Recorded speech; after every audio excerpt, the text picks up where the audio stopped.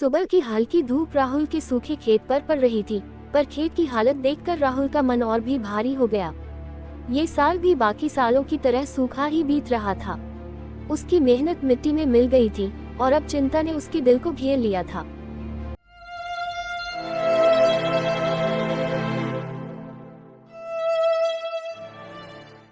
हे भगवान, इस साल तो बारिश भी नहीं हुई, फसल पूरी बर्बाद हो गई। अब घर कैसे चलाऊंगा? राहुल, चिंता मत करो, सब ठीक हो जाएगा। रामू काका ने कहा था कि वो कोई उपाय बताएंगे। उपाय? अब किस उपाय से ये सूखा खेत हरा भरा होगा? पिछले साल भी सेठ गोपाल से कर्जा लिया था, इस साल कैसे चुकाऊंगा?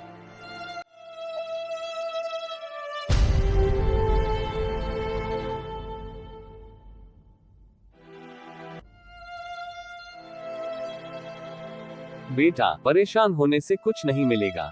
एक काम करो, गांव के मंत्री जी से मिलो, वो सरकारी सहायता दिलवा सकते हैं। काका, मंत्री जी से मिलने के लिए बहुत बड़े लोगों की जरूरत होती है। मैं तो एक साधारण किसान हूँ। साधारण किसान ही तो असली भारत है बेटा, तुम्हें हिम्मत दिखानी होगी। मंत्री जी कल गांव में आ रहे हैं, उनसे मिलो और अपनी समस्या बताओ।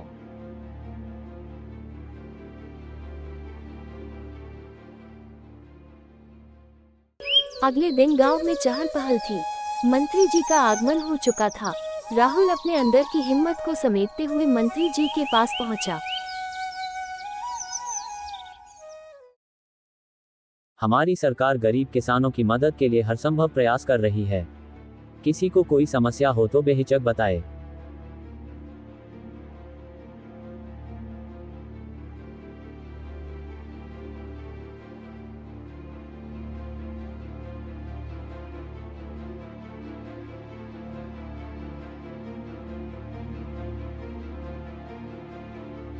मंत्री जी, मैं एक गरीब किसान हूँ। इस साल बारिश नहीं हुई और मेरी फसल पूरी तरह बर्बाद हो गई है।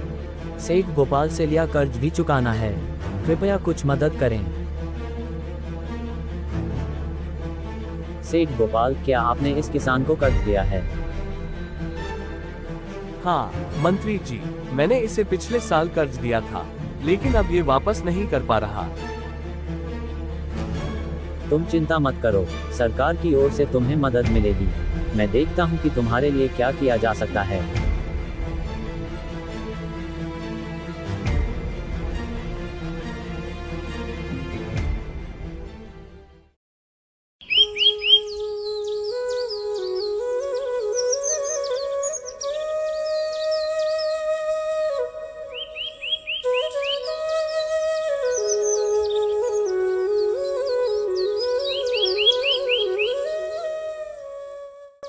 राहुल, तुम्हारी किस्मत बदलने वाली है।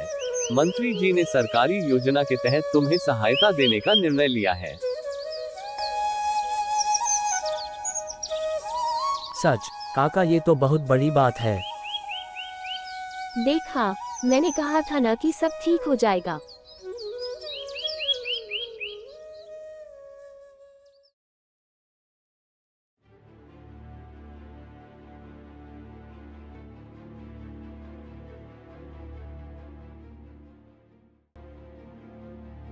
राहुल ने मेरी मदद के बिना ही मंत्री जी से सहायता ले ली। अब मैं उसे आसानी से नहीं छोड़ूंगा। लेकिन मालिक, आप क्या करेंगे? एक खेल खेलेंगे। राहुल को ऐसा फंसाऊंगा कि उसे अपनी जमीन बेचनी पड़ेगी और वो जमीन मेरी होगी।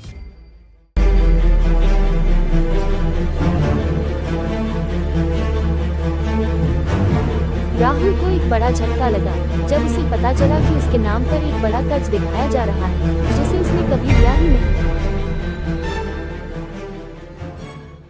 ये क्या, मेरे नाम पर इतना बड़ा कर्ज? मैंने तो कभी ये पैसा लिया ही नहीं। आप क्या करेंगे जी?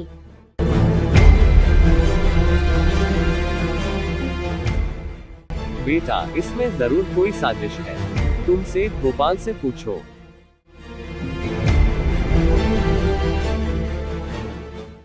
सेठ गोपाल, ये कर्ज कैसे हो सकता है? मैंने तो आपसे कोई नया पैसा लिया ही नहीं। अरे राहुल, ये तो कागजी गलती है। अगर तुम अपनी जमीन मेरे नाम कर दो तो ये कर्ज माफ हो सकता है। जमीन? मैं अपनी जमीन कैसे दे सकता हूँ? ये तो मेरे पूर्वजों की निशानी है।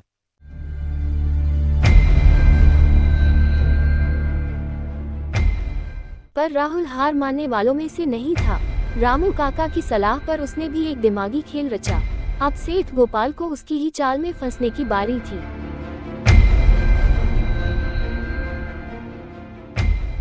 ठीक है सेठ जी, मैं आपकी शर्त मानता हूँ, लेकिन एक बार मंत्री जी से सलाह लेनी होगी। वो भी इस जमीन के कागज देखना चाहते हैं। मंत्री जी क्यों? अरे, वो कहते हैं कि ऐसी बड़ी डील्स में गड़बड़ी हो सकती है, तो वो खुद आकर देखना चाहते हैं।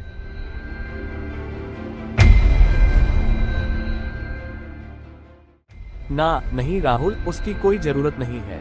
मैं खुद ही तुम्हारा कर्ज माफ कर देता हूँ। तुम अपनी जमीन अपने पास ही रखो। सेठ जी, अब मैं समझ गया कि असली ताकत किस में होती है।